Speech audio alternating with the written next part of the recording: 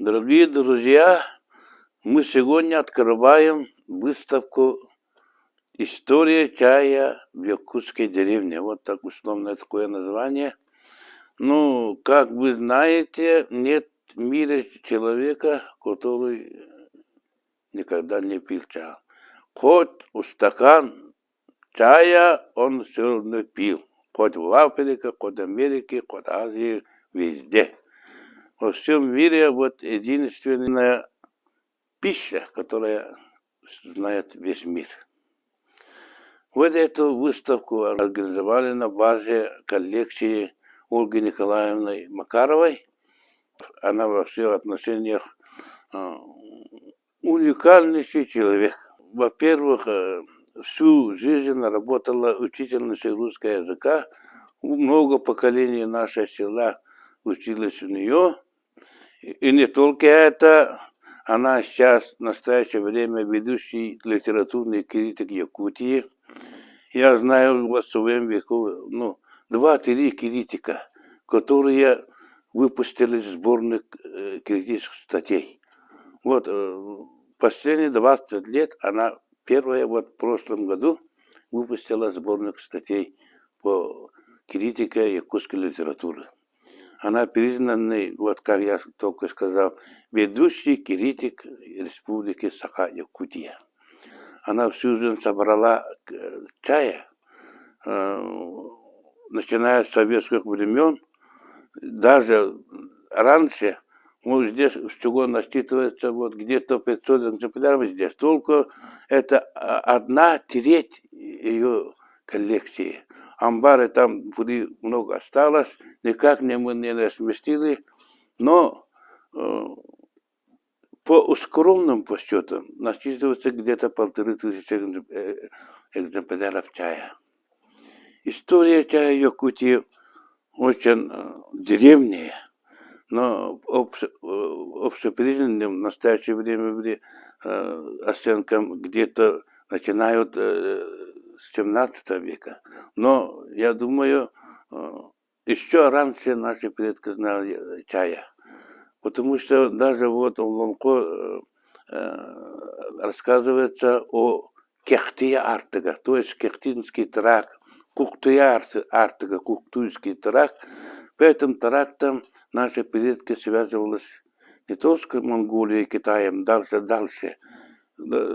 А история Якутов, глубокое время еще не изучена, там много споров, но то, что вся культура, вся пласт культуры, языка, антропологии, археологии и так далее показывает, что наши предки жили с древнейших времен в южных степях. Так что наши предки, даже вот когда человечество начало использовать чая, знали чая. Но потом, видимо, когда переселились на север, может быть, позабыли. Поэтому считается вот где-то 17 века. Но, как я говорю, только что говорил, наши предки еще раньше знали, вот, даже у Ломко вот эти тракты описываются.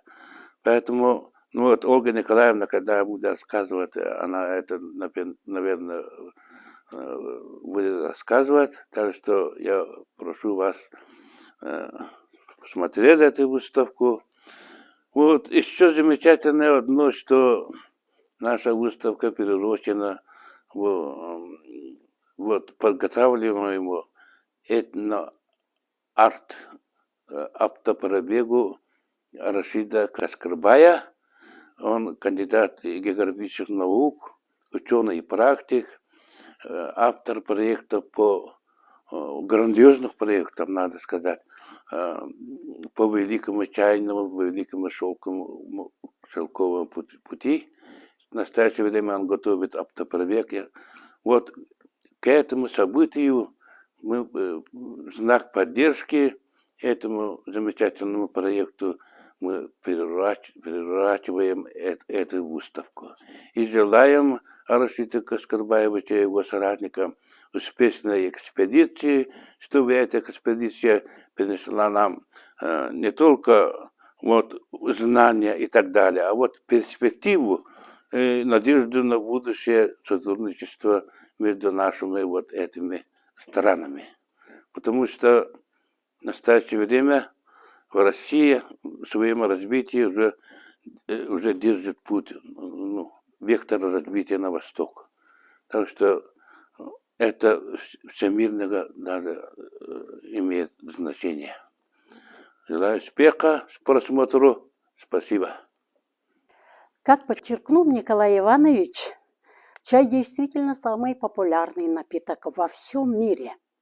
В популярности, востребованности в частом употреблении чай уступает разве что источнику жизни, ее величеству в воде. Чай пьют действительно везде. Это очень популярный, еще раз повторяю, напиток во всем мире. Вначале чай использовался в Китае как лекарство. Традиционная медицина этой великой страны использовала чай в улучшении здоровья, в лечении болезней. Чай в некоторых культурах играет виднейшую роль в ритуалах, в традициях, а в Японии чайные церемонии являются весомой, что ли, скажем, частью культуры Японии. Здесь относятся к этой церемонии как к очень серьезному, требуется годы обучения и медитативный подход. Самый старый чай был найден в могиле китайского императора из династии Хань. История чая вообще связывается с именем китайского императора Шэнь Нуна. Якобы этот император отдыхал под деревом, под ветвистым деревом, и потребовал себе, конечно, кипятку воды. Ему принесли. Должно быть, император призадумался, а когда он поднял свою чашку, чтобы выпить, он увидел в своей чашке несколько листьев с дерева, под которым он отдыхал. Он заметил, конечно, что свет в воде изменился, да и аромат стоял, должно быть, одурманивающий. И чай, конечно, ему сразу понравился. И с тех пор начинается история чая. Чай в Европу впервые привезли в 1517 году. Это португальские мореплаватели привезли своему королю, как гостиниц преподнесли ему. Иные, что ли, скажем. Поставка началась только через 100 лет, когда голландские моряки привезли в Европу крупную партию этого напитка. В чае России, история чая в России начинается с 1618 года. Китайские послы преподнесли в подарок русскому императору Михаилу Федоровичу Романову ящики чая. Чай, конечно, сразу понравился русскому двору и сразу стал популярным во всей России. А когда привезли чай в Якутию впервые, я не могу назвать точную дату, хотя вот Николай Иванович относит это к 17 веку, но Серошевский, который проживал в нашей Якутии с 1880 года по 1892 год, 12 лет он отбывал политическую ссылку у нас в Якутии, в своем труде, надо сказать, в великом труде якуты. Это второй том этих трудов был опубликован в 2022 году. Пишет, что якуты сахар употребляют в очень малом количестве, и то только к чаю. Кирпичный чай употребляют очень много, что богатые его могут выпить, выпивают 4-5 раза, и от 6 до 10 чашек, он так пишет, что бедные они употребляют чай или суррогаты, которые заменяют чай, забеливая его молоком, употребляют, выпивают в день 2 раза. И в некоторые зимние месяцы чай играет в их жизни важнейшую роль, как самый необходимый продукт питания.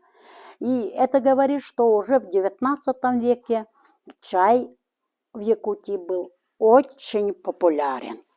Я с детства очень люблю чай. Сколько себя помню, я столько и пью чай. И вот в знак глубокой признательности, благодарности я начала собрать свою коллекцию. Ну, коллекция, это сказано очень громко. Во-первых, я никакой записи не веду, каталога, естественно, нету. Это атрибут моей скромной столовой. Началось это в 1999 году, когда я обнаружила у своего 5-летнего внука 11 различных коробок с красивыми такими, с красивым рисунком. Он в этих коробках хранил своих солдатиков. Я взяла эти коробки и поехала. С большим трудом я нашла чай, на котором я выросла. Этот чай у нас называют тингнак-чай. Тингнак-чай. На этом чае я выросла, дожила до 40 с лишним лет, но с большим трудом эти коробки были мною найдены. И вот половина этого стола называется советский чай. Это чай высшего сорта. Он редко появлялся в нашем магазине, и очередь выстраивалась, и очень ценили этот чай.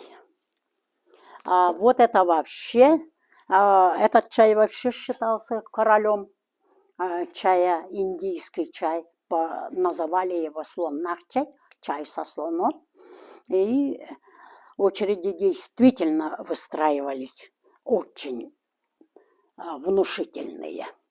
Вот эти коробки, жестяные коробки, особенно ценились моей матерью, например. И вот это память о Дарье Варламовне. Варламовне, это о Полине Христофоровне, это о моей маме Ксении Тимофеевне, Татьяне Львовне, Александре Андреевне. А вот половина этого стола у меня называется чай-саха. Вообще, моя коллекция – это подарки моих подруг, коллег, учеников, односельчан.